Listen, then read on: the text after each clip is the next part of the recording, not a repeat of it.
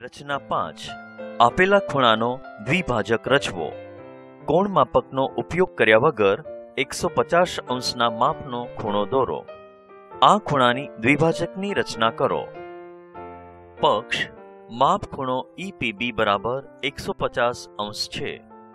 કૃત્ય ખૂણો EPB નો દ્વિભાજક રચવો. રચનાના મુદ્દા: રેખા L અને તેના પર આવેલું બિંદુ P છે. Pને કેન્દ્ર લઈ અનુકૂળ ત્રિજ્યા વડે Pની બંને બાજુએ છેદતું અર્ધવર્તુળ રચો. આ અર્ધવર્તુળ રેખા L ને છેદે ત્યાં A અને B નામ આપો. Bને કેન્દ્ર લઈ રેખાખંડ PB જેટલી ત્રિજ્યા લઈ ચાપ દોરો, જે અર્ધવર્તુળને છેદે ત્યાં C નામ આપો.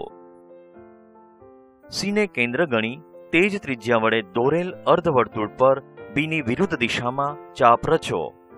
જ્યાં છેદ બિંદુ મળે તેને D કહો. D અને A ને વારાફરતી કેન્દ્ર લઈ રેખાખંડ DA ના માપ જેટલી ત્રિજ્યા લઈ એક એક ચાપ દોરો. જ્યાં છેદ બિંદુ મળે તેને E કહો. કિરણ PE રચો, જેથી માપ ખૂણો EPB બરાબર 150 અંશ થશે.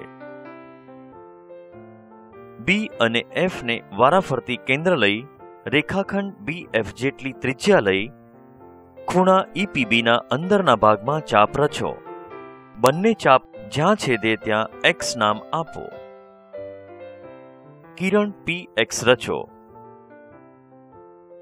કિરણ PX એ ખૂણા EPB ને દુભાગે છે. આમ કિરણ PX એ ખૂણા EPB નો દ્વિભાજક છે.